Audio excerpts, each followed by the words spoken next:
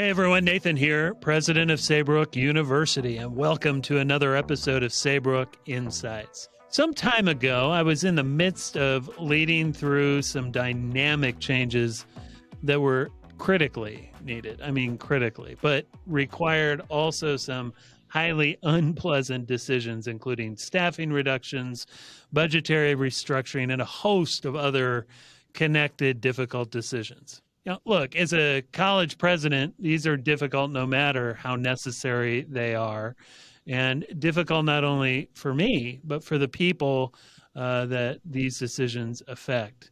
And leaders in general usually never enjoy being placed in these positions where jobs and programs are on the line. And yet, as a leader, we have to make the tough calls to ensure the sustainability of the organization or institution. And listen, I'll be honest, I did not want to be in that space at all, but I also believed in the work we were doing. The great potential of the institution I was helping to lead was so vast. As I was mulling over these changes and all the emotions that really came with such decisions, a former trustee offered feedback on the changes I was considering. And during our conversation, he talked about the adaptive nature of the change underway, along with the importance of not doing it alone or suffering in silence. That really resonated with me. And I asked him to talk more about the framework to which he was referencing and getting more insights about how to lead in an adaptive framework alongside rather than at the front, while also owning the result as well as the decisions. Good leaders bring people along, are walking in step with, but also own those results. They own those decisions. They take the arrows, right? From that conversation, I immediately purchased the book, The Practice of Adaptive Leadership by Ronald Heifetz, digging deep into the nature of the changes being carried out. No doubt I made plenty of mistakes during that process, and I wish as a leader I had taken a longer set of courses in this area. Nevertheless, Heifetz's book and philosophies embedded within served me well as a beginning student at the time, and I think served me well to this day. And listen, there's no lack of change in higher education either. As a sector, private nonprofit higher education largely relies on enrollment, given our tuition-dependent revenue streams. Add to this the complexities of regulations, the return on investment conversation happening across the country, faculty work life and student learning outcomes, plus a host of other pressure points.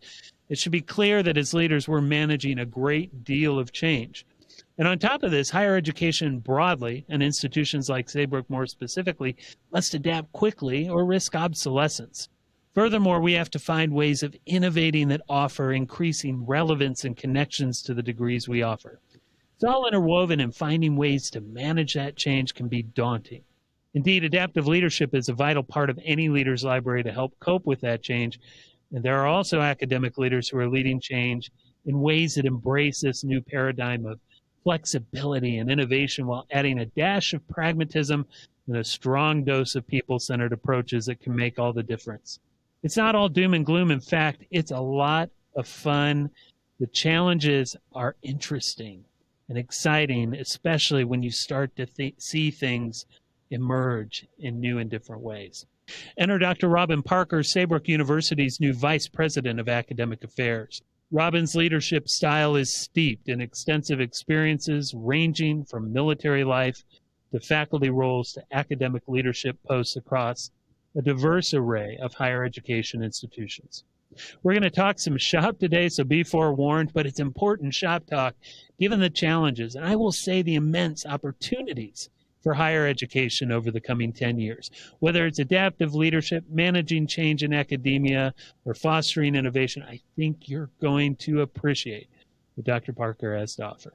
All right, let's get to it with Dr. Robyn Parker.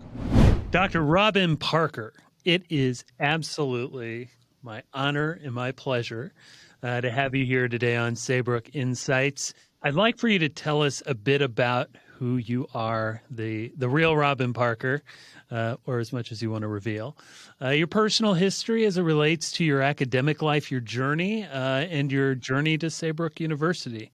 love talking about the journey that got me here. It's always interesting to go back and take a look and see how you end up where you are. So I have been in higher education for we have a rule in my house. We don't say the years out loud. We just say a long time. And up until just a few years ago, I called myself an accidental academic. But when I realized how long I had been an academic, I realized I had to stop saying that. So my academic career began in the way that many people's do. Sort of you stumble into an opportunity to teach. I had gone back to get a master's degree in training and development. My career started as a military officer, and the piece of the work that, and service has always been important to me, but the piece of the work I loved was the training, and I didn't anticipate that, and decided to get a master's degree in training and development, and came out with that degree right at the time that the economy was not doing all that well. It's a common story, and you have to pivot and you have to make a change. And I thought, oh,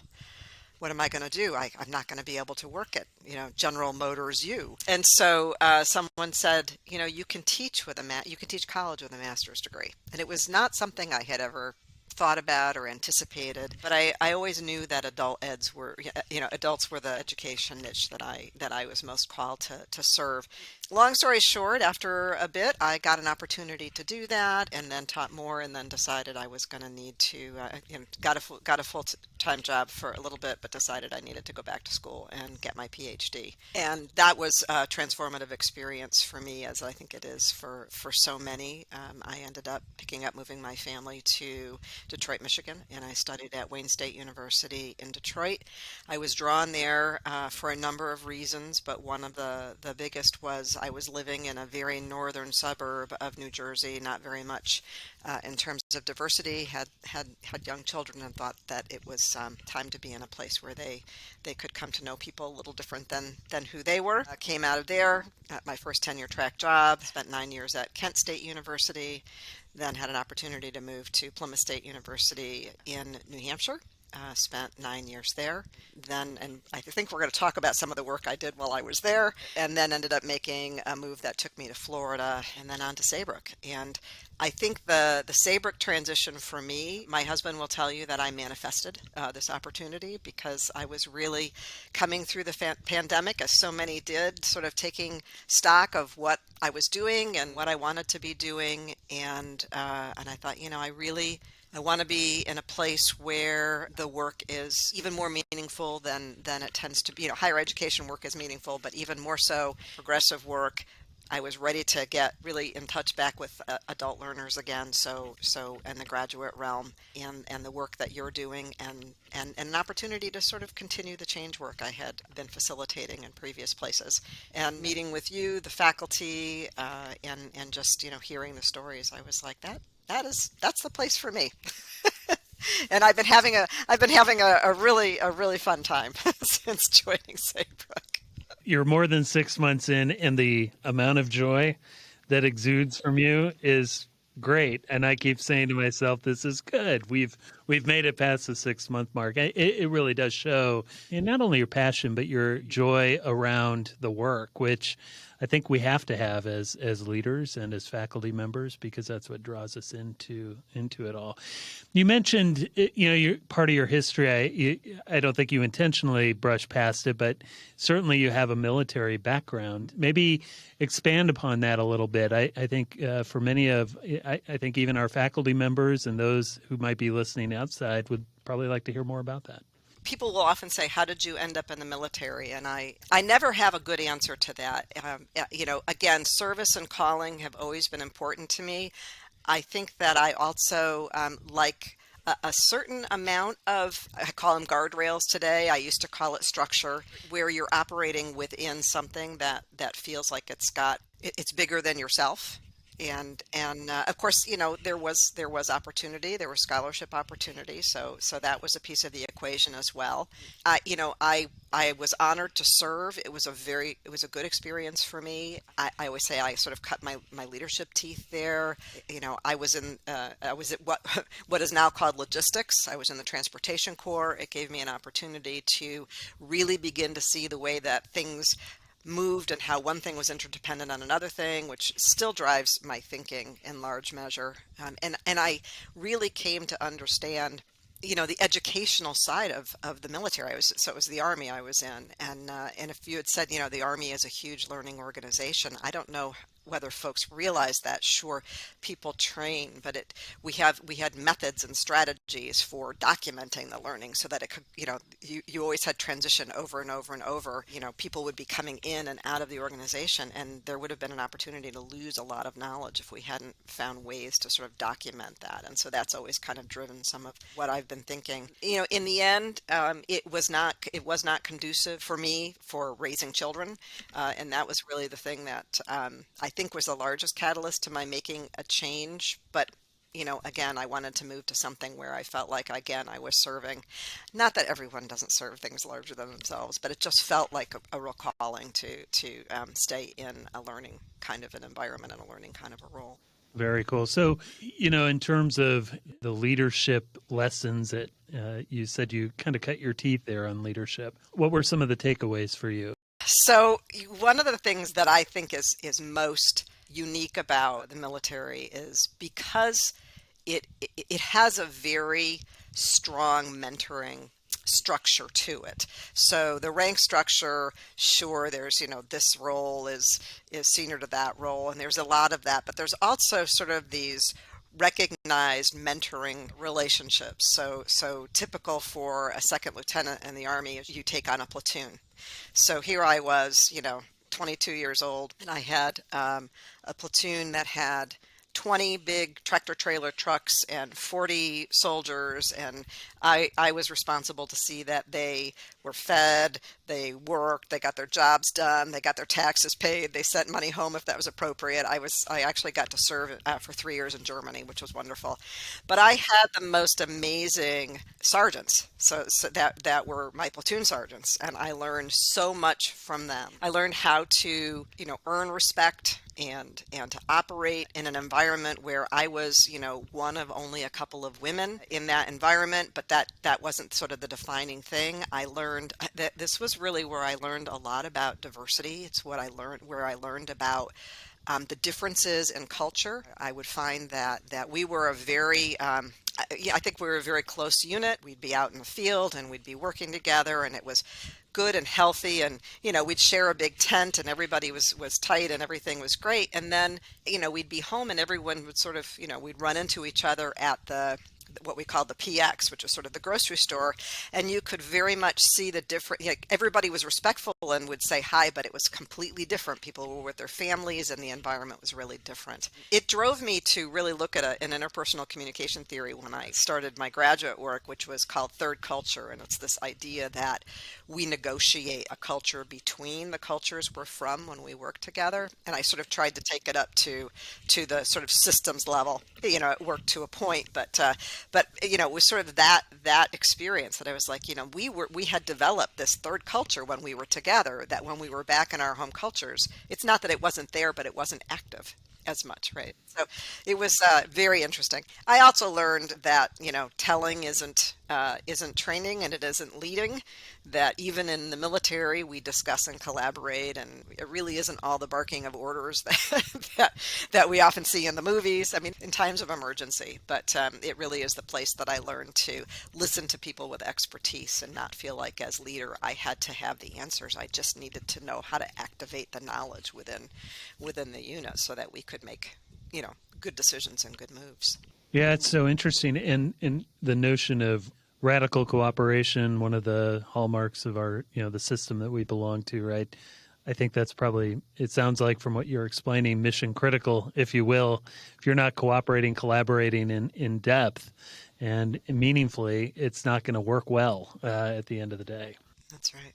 Well, thanks for that. Let's shift a little bit to higher education, because I think there are probably a lot of analogs from your not only military experience, but one of the things that drew me to your candidacy when you applied was the diversity of experiences that you had in higher education, along with your military background, and I thought that was just so well needed in the position as we were looking for a new leader. So let's talk first about the state of higher education. Let's get into I kind of queued this up for our audience that this was going to be a little bit of shop talk, so they've all been forewarned. We're seeing, as you well know, a number of changes across the country in real time, whether it's declines in enrollment in some institutions. I was just talking to a colleague last night. She said, we have more undergraduates than we know what to do with. And I said, don't be shouting that too loud to my other colleagues who are wishing they had more, right? But it's all over the map, and there's not a real settled pattern that folks can make. We've got a difficult economy, all those inputs. Can you speak to what, from your perspective, is driving all this change? What are some of the factors that you're seeing that you've been noticing, especially over the last few years? And of course, we know COVID's been part of that, but certainly lean into whatever you think is relevant here. I started to see a shift in the thinking about higher education back when I was at Kent State. When I started there, this was 2001. I think for in-state students, the state subsidy was about 65% of the student tuition, and the student portion then was about 35%. By the time I left 9 years later, it had reversed.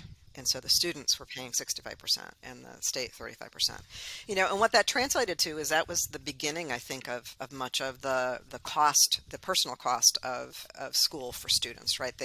Fewer and fewer students were able to do it without taking on loans. And then, of course, those loans got larger and larger. And that was a trend across the nation. I think there's a lot of reasons that happened. But I think when the cost of attendance began to grow so fast, I think there was not a great understanding of what that might translate to, in terms of lifestyle changes for the graduates who are carrying that kind of debt. And there became a real need for being able to translate, what is this job I'm going to be able to get coming away with this degree? Whereas I think, it's not that I don't think higher education is about occupation. I just don't think it's only about occupation. And we just hadn't built the systems to articulate. And jobs, we were starting to see students come through who ended up getting jobs that hadn't existed when they started.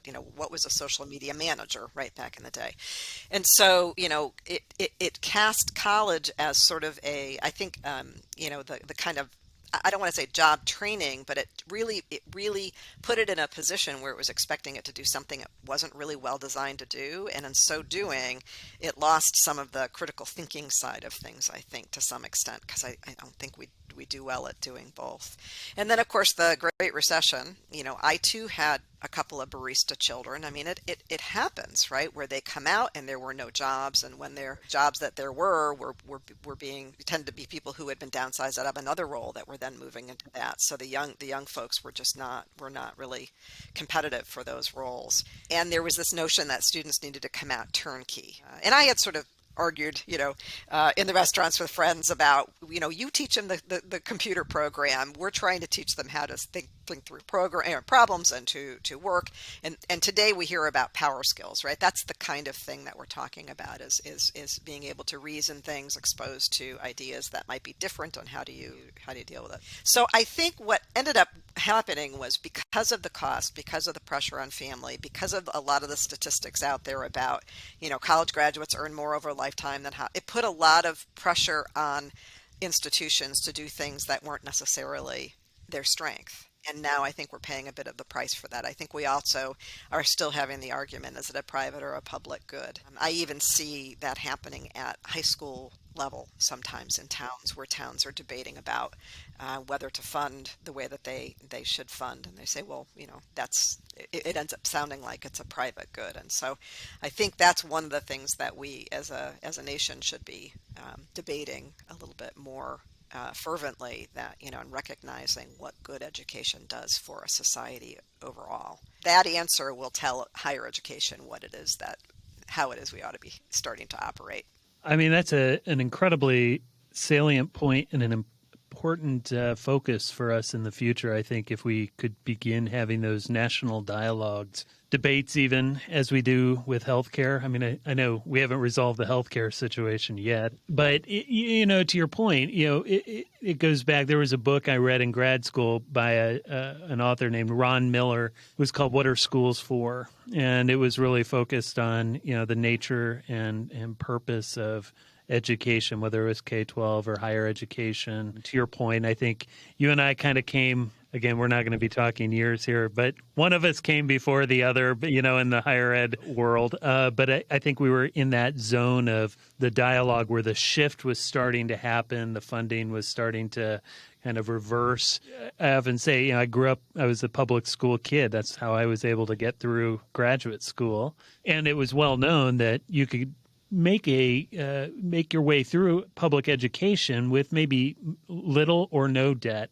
And if you chose the private nonprofit route, you were going to have more debt and you might have more access in different areas. So there was a trade-off there. But to your point, I think the value equation has kind of exploded for all the institutions, right? So what are we trying to accomplish here? And I thought you really landed on this point well. We don't necessarily, or maybe we're not prepared to do it well at the institutions, or we haven't evolved or transitioned or adapted fast enough to the reality that we're seeing now. Maybe talk a bit about that. When you look at university faculty and the expectations that have been placed on them, especially over the last few years in this big transformation, what were they expected to do? What were they thinking they were expected to do? And what has shifted for them over these years? Yeah, I've been reading a lot of stories in the Chronicle about what life folks thought they were signing up for and what life they're living now, right? And many folks are called to higher education in particular because they're interested in solving problems. So they really are called to research, right? Not necessarily theoretical, but that too, right? But some applied research, but wanting to solve problems. So they come in, they begin doing that, and of course teaching others how to do that work as well. And then of course, universities were always sort of, there was this self-governing, right? A shared governance between administration and faculty, but there was a very strong influence that the faculty had in shaping the curriculum and the direction of universities. Again, as often happens, I think when big dollars get involved in things, it changes things, right? It changes the calculus. And suddenly there was a lot more regulation in ways that I think, not that there wasn't any regulation, but it changed, the ways that you had to have lots and lots of systems and ways to handle things. And it changed the faculty job too, where they aren't focusing strictly on the teaching and the problem solving and sort of, governing their way through curricula and so on. They're very involved in program positioning, value propositions, recruiting of students, recruiting of faculty, although that was always sort of a part of things. And it really has added a lot to, I always think about the big rocks are the teaching, research and service, but then, there's all these all the sands that fills things up on them where they're doing a lot that has more to do with the running of the institution than it does about the core faculty kind of role today. And so one of the things I think we have to ask ourselves is, how do faculty continue to influence those things without becoming so sort of bogged down in the business side of things that they're not able to do the thing that they were called to do, right? To solve the problems and to do the teaching. And that's sort of a passion of mine, is trying to find that balance, because I don't think we're going back to a time when faculty can say, I don't have to worry about the sustainability of my institution. We have a precedent for that, right? Because it's going to take us all to do that. And I think faculty understand that. Well, they probably more in the days when they didn't have to necessarily, know all of that. But I think that the changing role of faculty suggests there might be alternate approaches where there were different kinds of institutions before those that were, research focused and teaching focused, but it may be positions become much more focused on particular activities. That's one way we might think about making some adjustments, but it is different. There's a lot more plates that they are spinning, and those plates don't always inform teaching, research, or service. Yes, it is generational too, right? I mean, I think when I was coming out, my dissertation advisor is like, "Oh, you're coming into the life of the mind. You'll be able to research and maybe teach a class or two." And about 3 years in, I was teaching 4 classes. I don't think I had any time to research, and I was asked to be on 500 committees. That's an exaggeration, maybe a little bit. And you start to realize that that shift away from what was in the reality, is fast becoming a new reality. And I do think maybe you and I have talked about this offline in different contexts, but for those faculty, especially those that predate us, I don't think there was enough time to mourn that change or that shift. I know sometimes in our roles, in my role, I won't tag you with this, but I know in presidential roles, we get kind of frustrated at the glacial pace of like getting on board. But I think over the years come to a better understanding of empathetic understanding of, there needs to be some mourning, some grief, acknowledgement of what was, and also saying, okay, here's the reality. But, anyway. I think the same could be said for the student experience. Yes. Say more about that. Well, I think that there was an expectation that the learning environment would be transformative. Not that it's not, but that, thinking about this as an undergraduate, you come into a program and you expect to come out of the university quite different than you are, but you have no idea how that transformation is going to happen, right? It happens in your classes, and it happens in your residence halls, and it happens in your sports teams and your organizations. And today, many students are trying to fit school into the spaces they have between the jobs that they have that allow them to keep life going, maybe to do it without debt. It is a different experience to try to do it in conjunction with a lot of other responsibilities. And I think there's more of that happening for our students today. And of course, we see that with our graduate students. I was blessed to be able to step out and do my doctoral work. I didn't have to do it while I was doing other things. I mean, I had, teaching assistantship and so on and so forth. So it wasn't that, but I was still, in the single context. I wasn't trying to constantly switch between multiple contexts. And I think that's the reality of the world today, right? Whether technology facilitated that or just helps us to kind of hang in there with the way that it's happening. I think things just are different. And so recognizing that and trying to determine what is a transformative student experience when the student can't be immersed.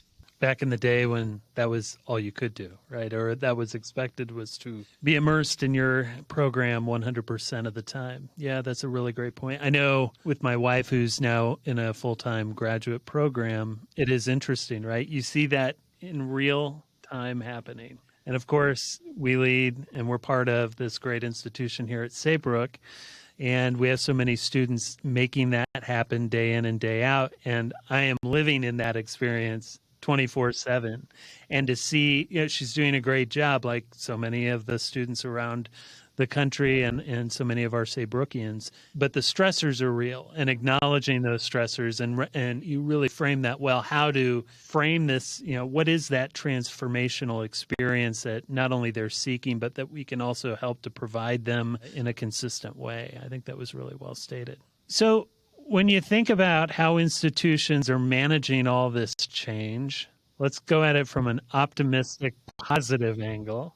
When done well, what does it look like? So I had a little saying I was using for an industry that is in the higher education business. We are not learning organizations, and I always thought that was an irony. So when it's done well, I think that there's integration. So I'm a big Peter Senge fan. And I love his leading across borders. You need to be able to not only break down the silos. I mean, my favorite thing is talking in terms of swim lanes. And it's just because we do need some markers that say, okay, this is the work that I'm supposed to be doing and I'm responsible for. And, maybe I make the key decisions here and yours is right next to me and you're doing that. And, oh, by the way, all the water sloshes under the ropes, right? Because our work is not independent of each other.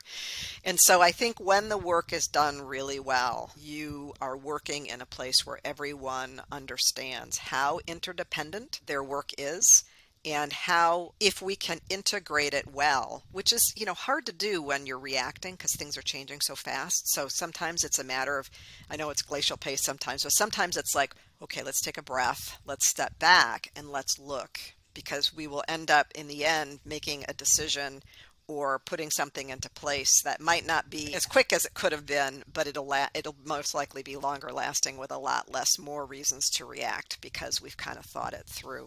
So I think when change is done well, there's a high level of discussion, dialogue, big one to dialogic institutions too, that we're doing that kind of work, and that folks are, the right people are sort of leading it. When I say the right people, it would be people who have the knowledge and skill sets to do that work. And so those can come from any level of the organization. So you have folks in perhaps positions that are, go and get those people and pull them in. And then you do it recognizing that that's now added work and sort of thinking about balancing workload, right? The human part of the enterprise has to be attended to and supported, and perhaps provided some feedback if there's not an understanding of what it is, how it is that they're contributing and how they could be contributing to the change. So that's my process, because that's the way I tend to be, right? Instead of saying, this is what it's going to look like, I'm like,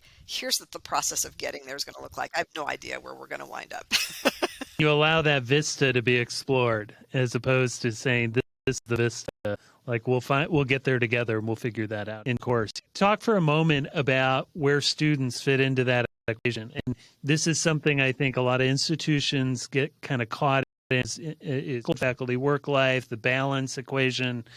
How do students interact in that relationship there? I mean, some of it depends a bit on what the work is the students are doing. So I would say it looks different for a graduate student, for instance, than it might for an undergraduate student. So I've kind of, during a period of time when I was at a university in New Hampshire, we did a major transformative change over the period of, depending on when you decided we started, somewhere between 3 and 6 years. And I would say we did not involve the students probably in the early stages of the change, and that was conscious because we didn't know what we were doing. We hadn't yet gotten to where we had coalesced around sort of a shared understanding of what we were doing, and thought, if we bring them into this, they're going to be confused, they're going to be frustrated, right? And we're going to feel like we're inept. So we didn't. And it wasn't until things were, were kind of gelling more that we then began to say, okay, let's begin to bring student groups in, some of the good student organizations, some of the student governance structures, and then faculty would bring students in assignments in classes. And that actually worked well. I'm not sure the students had the big picture there, but we got many good ideas from them, so that we could integrate things in. And they were having a good experience and weren't that concerned about whether it fit into this great big, model that we had developed. I think with graduate students, they can absolutely be part of the change maneuver, because I think they can understand that, look around in the environment that you're in. They're mature. They've got work experience of their own. They've got expertise in areas that we may not have. And I think they can be, as much as they wish to be, can be an important part of the conversation.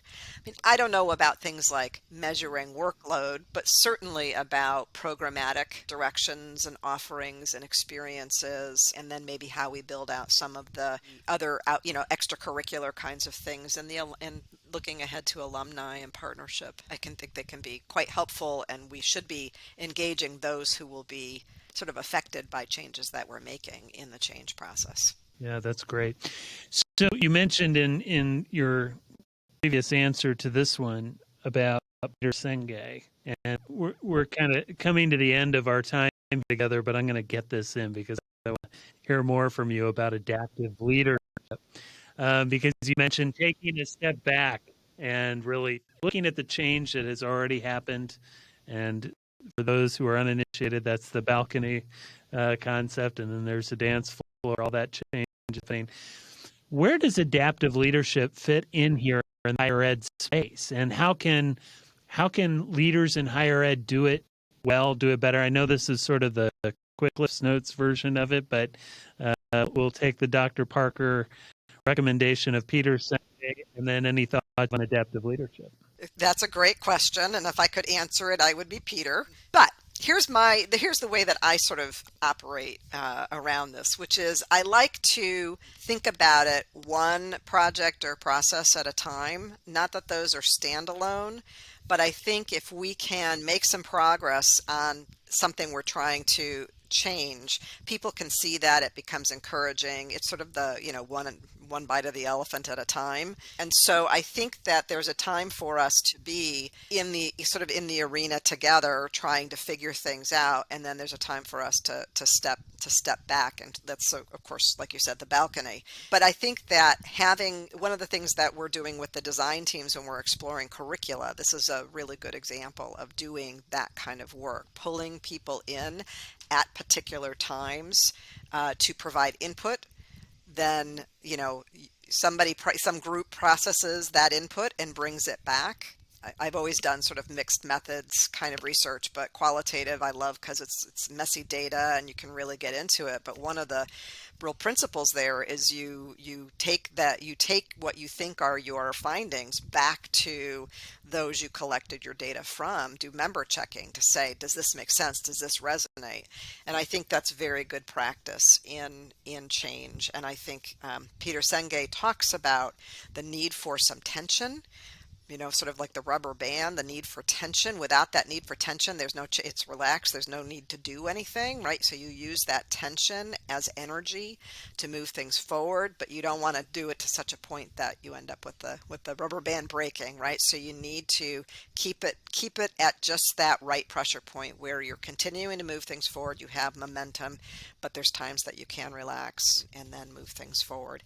And that's the way I tend to like to do things. And it's not that we have to do one at a time. You can be moving things through, multiple things through at the same time. And then each project and each set of people working on it that's some of the adaptation too, right? Is they need to do it a little bit differently. They have to be able to bring their own approach and style to it. And so I think the number one thing for leaders, and I don't care what industry you're in, is you're not the smartest one in the room. You don't have to tell everybody what to do. You will be better off if you let people look at things, play with things. They may move in directions where you can't go. That's your job, is sort of to pull them back to say, no, that's a direction we can't go, but not to do that too soon, because they may very well end up, moving in a direction that none of us have anticipated. That's a good one. It's such an art, and learning along the way with that. I think one of the most valuable things that I have learned from you in our short time is your capacity for asking great questions in our meetings. The way you ask questions, it's not with any intention of gotcha or there's an agenda. It's like, what are we on to deliver? Is this where you want to go? Does this meet the vision for the institution? And it's reframed how even I think about leading, and it's greatly appreciated. And so a little bit of Robyn Parker love here on the Saybrook Insights podcast. It's really quite a change in how meetings happen, even, right? So, you've brought a lot of your learnings to the table here, I think, with that in terms of your leadership style. So a couple final questions. We're going to have you back so we can more, because I really value everything that you bring. When you think about what keeps people up at night and what brings people joy, especially in these roles, because they can be all encompassing, I'm going to ask you the same question. What keeps you up at night and what brings you the greatest joy? So I probably would have answered that question differently a few years ago. I too have to remind myself we're learning. And so I try not to be kept up at night if what we're learning, you make mistakes, but you only want to make them once, and then you want to learn, right? And so I've really taken a humble, healthy, okay, we're going to learn along the way. I worry about people. I worry about how change that might be really exciting to me, because I happen to like change environments. I have been accused of sort of getting ahead of people. That I do like to look at the vista, and I see connections in interesting ways that it may take other people, a little more information, or they don't have the information I have and they don't see it. And so I try to not do that now. So I worry about people where they are experiencing the change in a way that feels fear induced or threatening, in some way, because change does, I mean, learning is change, right? And when we learn, we something has changed. But I think change can feel very dangerous to some folks, and so it keeps me up at night to worry about that. What I don't worry about, what doesn't keep me up at night, thank you, Dr. Long, I'm not up at night worried about the sustainability of this great institution. That's very freeing for me to be able to do the things that bring me joy, which is innovating and creating, and I'm a big one for liking to make order out of chaos. And so, not saying that Saybrook is chaos, but there's always chaos places and new rules and new regulations and things, or as organizations grow. And one of the things that I'm always drawn to is organizations where they are scaling and growing from one level to the next. And I think Saybrook very much is in that space. And so it brings me joy to be helping to build systems that let it scale and will help with that sustainability and help the student learning improve that quality. That brings me joy. I miss working with students directly. That's a loss, but I don't miss teaching, because we teach in this job every day and we learn in this job every day. So what does the term humanistic mean to you? I had to put some thought to this, because I come to it from probably a very different perspective, in that I did not study it. Now, I studied some of the scholarship from humanistic scholars. I just wasn't aware that's what I was doing. And so I think the part of things that, and the aspect of humanistic that connects best with me, is this notion of integration. I certainly do things at the micro level, but I'm also kind of at the macro level, right? And I bounce back and forth between the two. And so, as much as humanistic principles apply at the macro level in that notion of integration, I think it's a really great fit. And then certainly this notion that we all are driven, by individual needs and individual ways of wanting to, again, self-actualize, but, to make our contribution to the world. I think that works well. I've been doing that. Like I mentioned, the third culture theory, I do try to take those micro level theories and apply them at the macro level. I don't get published doing that, but I like the exercise of working my way through it. Very, very good. Very good. All right. So last question. With all that's out there regarding the challenges in the world, what are 3 things people can do right now to make the world a better place, Dr. Parker? Listen, right? Listening to one another and being open to new information. I don't know if that's 1 or 2. I guess that's probably 2. And I think recognizing that we're all experiencing change that's been brought about by factors that many of us didn't know that we were participating in, or weren't even participating in. The world is complex. We are global, and we need to begin with those statements and do our work from there, recognizing that everybody's trying. Everyone is trying and give people the wide berth they need, right, to do their best. All right. Well, thank you. Before you go, where can people find you on the web? Do you have any books, articles, recordings you want to direct people towards? I am notoriously lousy at a digital footprint, but I do LinkedIn. Certainly, my LinkedIn profile is there, and from there you can get to some of the other work that I've done. And of course, I'm always pleased to hear from people, so they can reach out, and I would be happy to connect. Fabulous. It's Dr. Robyn Parker, Robyn with a Y, and she can be found on LinkedIn and also always at saybrook.edu. Dr. Parker, it has been a joy, a pleasure, an honor, a privilege to have you here today. Thank you. I want to thank Robyn again. Boy, was she fabulous. I hope you enjoyed Dr. Parker as much as I did. Remember our 3 major takeaways. Listen, be open to new information, and take time to recognize that we're all experiencing change, often beyond our control. There's a lot of complexities, and change is global. Everyone's trying to do their best. So those are the big three. If you want to see the video elements today, we've created these segments. Please visit our Saybrook YouTube page to view them. If you'd like to support the podcast, go to Apple iTunes and leave a 5-star rating and review and subscribe so you can get episodes as they come out. If you're on Spotify, leave that 5-star rating and make sure to follow us. You can, of course, subscribe to us on most major podcast platforms, including Google, Stitcher, Pandora, and others. Remember to check our show notes for information on today's guests, including links to websites, books, and the like. For more about our university, go to www.saybrook.edu. Click on any of the areas of study that might interest you and learn more, or simply Google Saybrook University. Thanks, everyone, and I hope you're taking good care of yourselves. We'll see you next time here on Saybrook Insights.